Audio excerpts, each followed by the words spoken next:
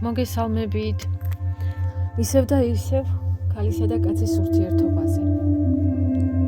დღეს თემა ესეთია: ბედნიერი ურთიერთობა კაცსა და ქალს შორის. ვისაუბროთ, რა აკავებთ წყვილს ერთად. რა არის ის, რაც აძლევთ საშუალებას გაიარონ დიდი, საინტერესო და ნაყოფიერი გზა ერთად. ყველაზე საინტერესოა ის, რომ წყვილს შეუძლია გაატაროს მთელი ცხოვრება ერთ ჭერქვეშ, თუმცა ეს არ ნიშნავს იმას, რომ ადამიანები იცნობენ ერთმანეთს. პირველ ეტაპზე, როცა შეყვარებულები ხვდებიან ერთმანეთს, ერთი ხატავს ფანტაზიებში, მეორე ასრულებს ნახატს, ერთი ცდილობს მოაწონოს თავი და არ დაანახოს არასასიამოვნო მხარე, ის რაც არ მოეწონება მეორე მხარეს. მეორე მხარე კი აკეთებს იგივეს თავისი მხრიდან. ხშირად ქალებს უფრო ჩვევიათ, მიაწერონ ეს თვისებები, რაც თვითონ უნდათ, რაც სინამდვილეში არ არის. შემდეგ ესე ურთიერთობა გადადის იმედგაცრუებაში, როცა უკვე ვარდისფერი სათვალეები იხსნება, როცა უკვე თავს ვეღარ აწონებენ ერთმანეთს, როცა უკვე რთულია დაახატო ის, რაც სინამდვილეში არ არის, რისი ნახვაც ადრეც შეიძლებოდა. და კითხვა: მაინც რა აკავებს წყვილს ერთად? ფიქრობ, რომ გაცნობის ფაზას არ უნდა გავიქცეთ, არ წავიდეთ ფანტაზიებში, არ მივაწვიეთ ადამიანს ის, რაც სინამდვილეში არ აქვს და შემდეგ ექნება არჩევანი. შეხვიდე ღრმა ურთიერთობაში და შექმნა სიყვარული თუ არა. სიყვარული ეს არის ზმნა, ეს არ არის არსებითი სახელი. სიყვარული არ საიდან არ გვეგზავნება და არც კუპიდონი გვესვრის ისარს. სიყვარული არის მუშაობა, სიყვარული არის არჩევანი. ჩადო ადამიანში ენერგია, ჩადო ენერგია ურთიერთობაში. მიიღო ადამიანი ისეთი როგორიც არის. იპოვა მასში ის, რაც გეყვარება და პატივს სცემ, რაც მოგცემს აღფრთოვანებას, შთაგონებას.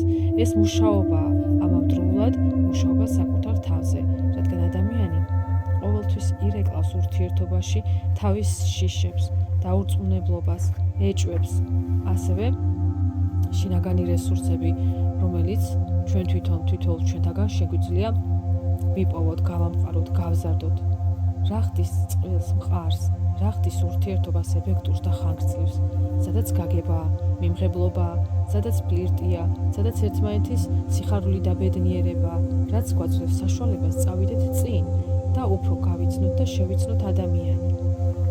ჩვენს ურთიერთობაში უნდა გქონდეს საერთო ოცნებები და მიზნები. ამის გარდა აუცილებელია ვიცოდეთ ჩვენი პარტნიორის მიზნები და მისი ოცნებები.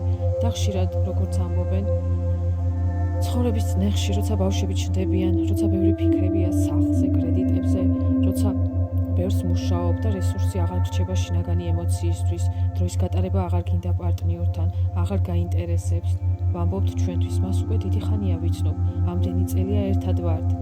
საქმე იმაშია, რომ ხშირად არის სიტუაცია, ცხოვრობენ ერთად 15, 20, 50 წელი და მიუხედავად ამისა მაინც არ იცნობენ ერთმანეთს.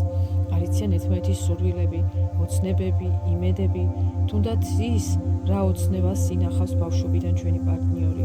ყველაზე მთავარია, ვიცოდეთ ვინ არის ჩვენს გვერდით, რა ადამიანია, რანაირი სურვილები აქვს, რანაირი ოცნებები, მიზნები, რანაირი გამოცდილება, რანაირი აზროვნება, რანაირი იმედები. თუ ჩვენ შორის არ არის საკმარისი სიახლოვე, მეორე ადამიანი არ გაიხსნება ბოლომდე. საქმე იმაშია, რომ თუ ჩვენ შორის სიახლოვე არ არის, ესე იგი სადღაც დავკარგეთ. სავარაუდოდ არ იყო საჭირო დონეზე აწყობილი. მოდით აქ გავწყვეტ ვიდეოს და გაგრძელებას შემდეგში ჩავწერ, იმიტომ რომ ხანგრძლივი ვიდეოების მოსმენა რაღაც არა კომფორტულია ხოლმე.